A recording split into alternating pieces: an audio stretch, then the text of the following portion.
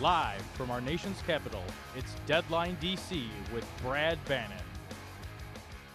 Hi, I'm Brad Bannon, host of Deadline DC with Brad Bannon. I'm a national Democratic and progressive strategist, a political analyst for News Radio KNX in Los Angeles, and a columnist for The Hill in Washington, D.C.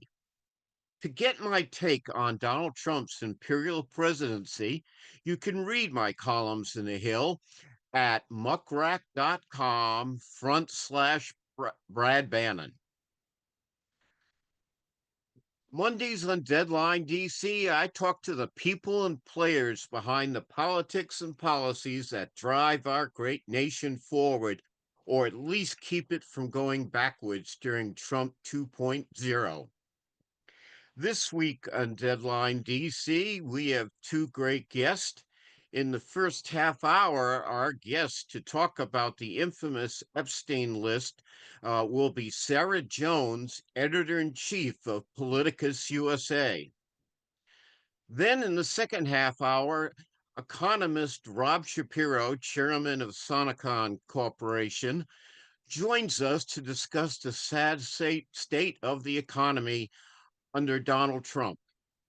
Before we go to our first guest, Sarah, though, we're going to play this clip from Anderson Cooper at CNN about Donald Trump's birthday card to the disgraced Epstein. The Wall Street Journal published a piece with this striking headline. Jeffrey Epstein's friends sent him bawdy letters for a 50th birthday album. One was from Donald Trump. Now, their friendship, you'll recall, went back decades. The article details a moment from 2003 and some of the letters that Epstein's one-time girlfriend and accomplice, Ghislaine Maxwell, gathered for a birthday tribute album. According to the Wall Street Journal, pages from the album are among documents examined by Justice Department officials who investigated Epstein and Maxwell. The paper, citing people who have reviewed the pages. Here's the passage about then-citizen Trump's letter. Quote, this is from the Wall Street Journal. The letter bearing Trump's name, which was reviewed by the Journal, is bawdy, like others in the album. It contains several lines of typewritten text framed by the outline of a naked woman, which appears to be hand-drawn with a heavy marker. A pair of small arcs denotes the woman's breasts, and the future president's signature is a squiggly Donald below her waist, mimicking pubic hair. The letter concludes, "Happy birthday, and may every day be another wonderful secret." Now, the president's denial. Quoting again from the Wall Street Journal, in an interview with the Journal on Tuesday evening, Trump denied writing the letter or drawing the picture. "This is not me. This is a fake thing. It's a fake Wall Street Journal story," he said. "I never wrote a picture in my life. I don't draw pictures of women," he said. "It's not my language. It's not my words." The president also threatened legal action, saying, quote, "I'm going to sue the Wall Street Journal just like I sued everyone else." Yeah, and that was Anderson Cooper of CNN talking about Donald Trump's bawdy birthday card to Jeffrey Epstein. Donald Trump has done more to drag American politics and the White House into the mud than any other president.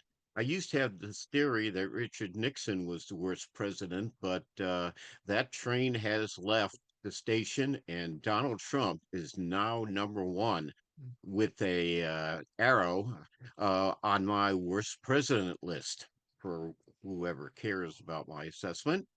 By the way, if you want to read my assessment of the Jeffrey Epstein sex scandal with Trump, tomorrow you can go online and read my column on the Epstein affair in The Hill at muckrack.com/Brad Bannon. But I didn't come here to talk. We have a great guest to supplement my random thoughts.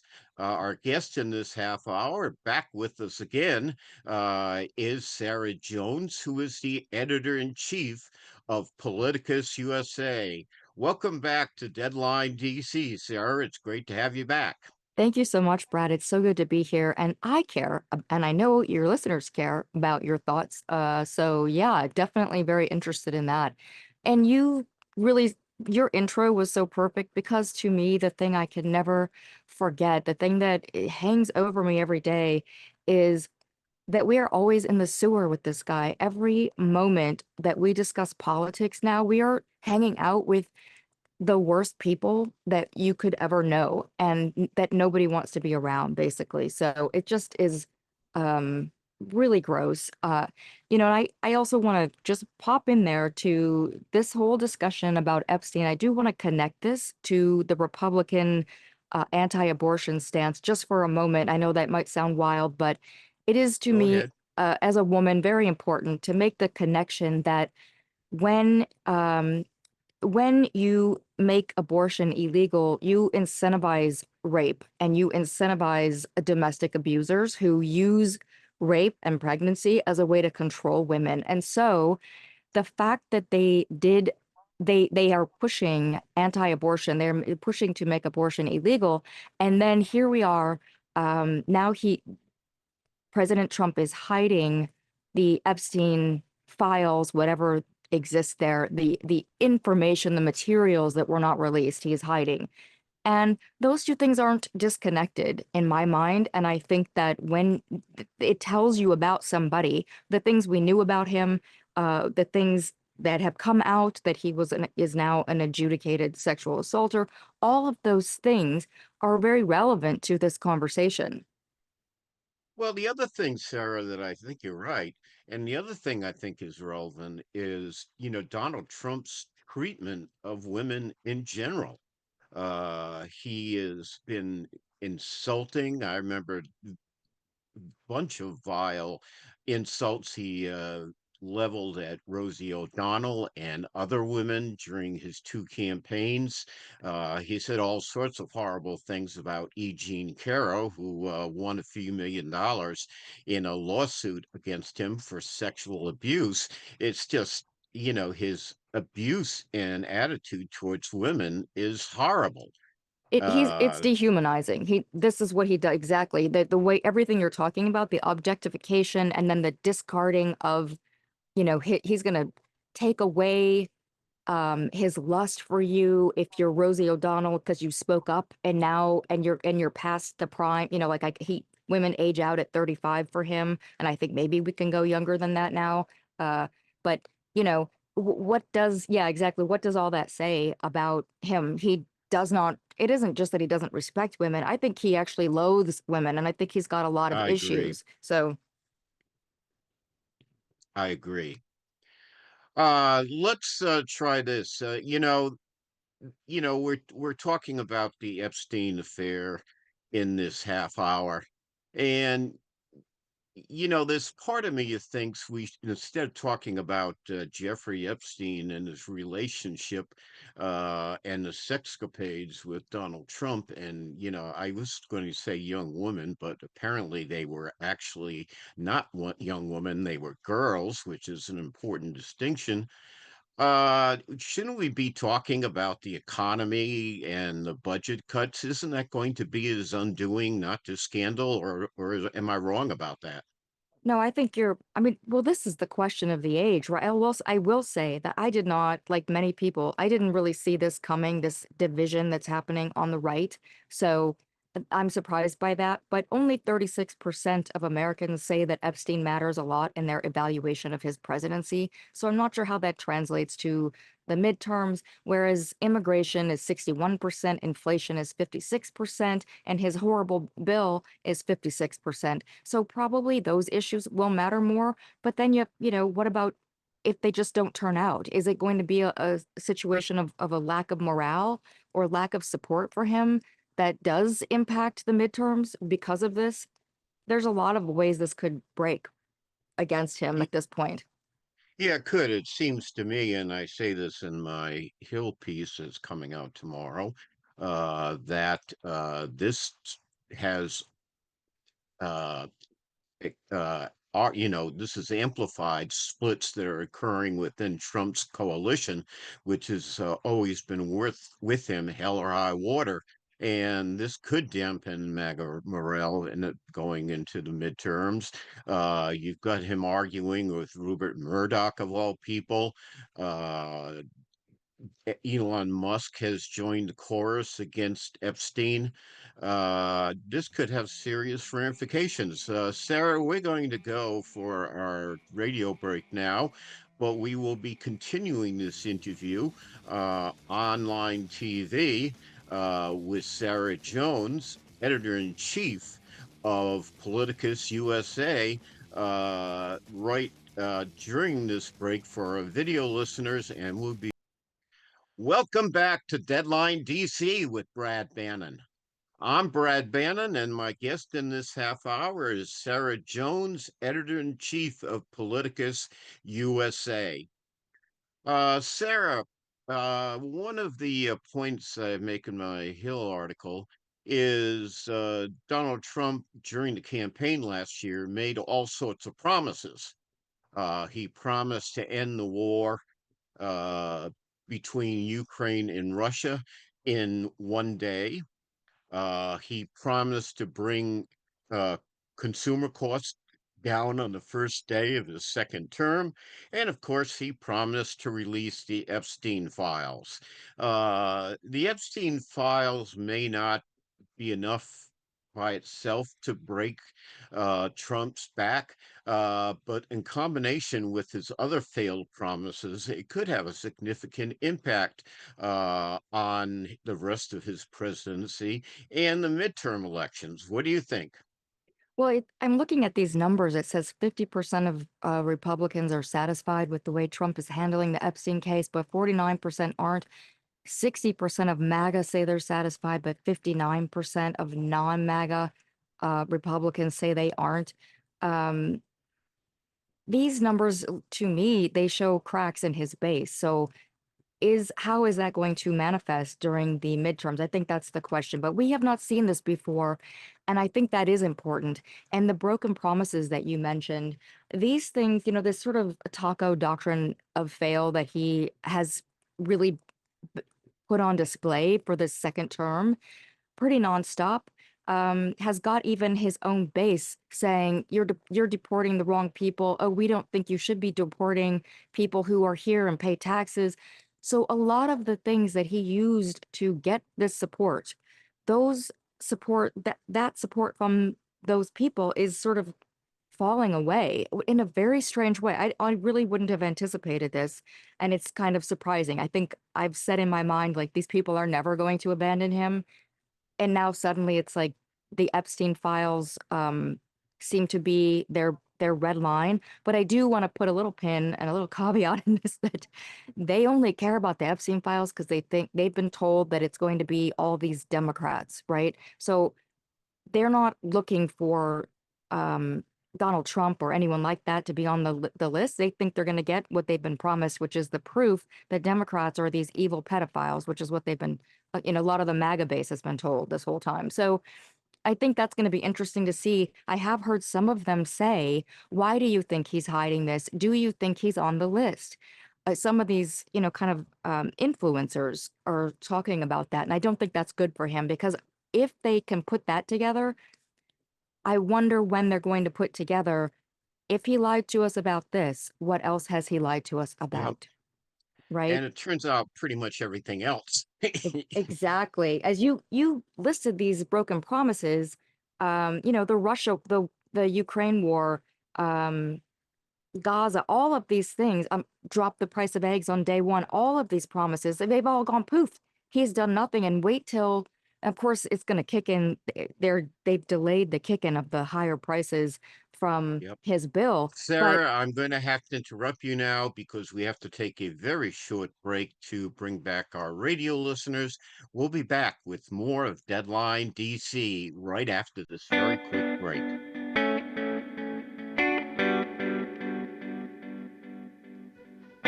Welcome back to Deadline DC with Brad Bannon, and welcome back to our radio listeners.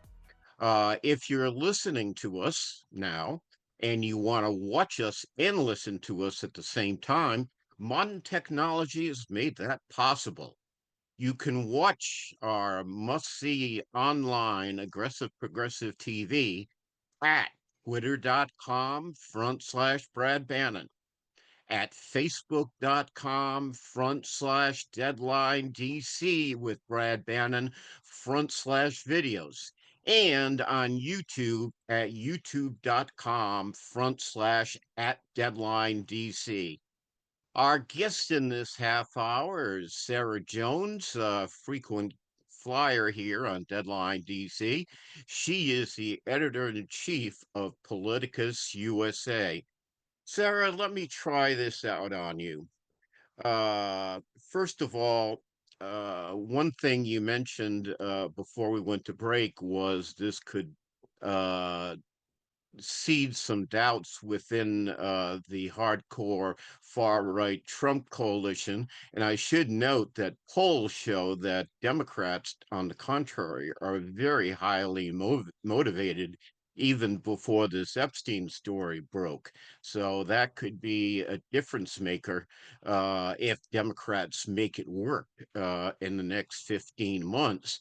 Let me ask you this question about Trump's handling of this issue problem. He announced a couple of weeks ago that he wasn't going to release the Epstein list. I thought to myself, of course not. He can't release it because he's on it. It would be a political blow and it would be personally embarrassing. But his failure to release the list has intensified the speculation about his relationship with Jeffrey Epstein. So he's damned if he does and damned if he doesn't, right? I mean, at this point, a lot of people are asking this question, which I think is a good question to ask. Why didn't he just lie about the list or tell Pam Bondi, like, take my name off of it and then release it, which are all things that I could, he would do in the past. But it's very clear that somebody in power has some kind of evidence to tie him to whatever this material says. And so he can't just lie about it. And I did read a senator said that Donald Trump had devoted put FBI agents, was it 1,000 FBI agents on? That was Senator Dick Durbin of Yes, Illinois. yes, and to look for his name in this material. That is pretty astonishing. If that turns out to be true, I think, of course, why would you do that if you have no reason to think you would be on there, right? And then secondly, shouldn't the FBI be out there fighting crime? Why are they protecting the president from his misdeeds? And by the way, I also think the Supreme Court can't even save him from this. Not that anything is going to happen to him criminally, but this isn't something going to flying around with Epstein and being best bros with him for 10 years. That's not something he did while he was president. So there's the usual excuses that come up for him they're not working here. And if he really is I know he filed that lawsuit, there's no way that he can go through with that lawsuit. He can't sit down for depositions. He can't bring up all the documents that he would have to bring forth. That they would ask him correspondence with Jeffrey Epstein. They're going to subpoena that from other people. Yeah, discovery would be pretty bad for Trump. Yeah, there's no way. Exactly. There's no way. And when he said that he didn't do this drawing and they said it was with a heavy marker, I mean, I don't know about you, but burned into my mind is the way he always used that heavy marker. He used it To direct a hurricane away from exactly. Alabama in one Exactly. case. That is burned into all of our minds from the first term. And then that's also how he signs all of his directives, his executive orders. He signs them all with that. It looks like he's using a Sharpie, a very thick one. So I was like, that actually doesn't work for you to say that this isn't how you would do that. I mean, I do wonder that he would have any kind of artistic ability is the only place where I could see some deniability there. But using a heavy marker like that is his signature, literally. Yes, it is.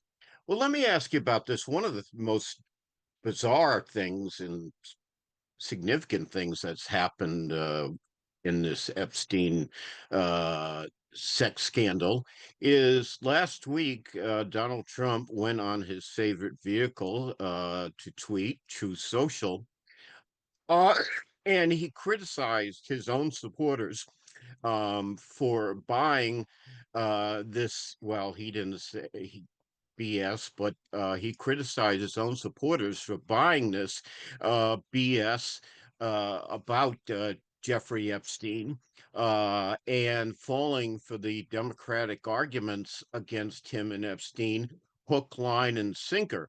Then he ended it by saying, I don't want your support anymore. And that can't make the MAGA base terribly happy and enamored with their hero.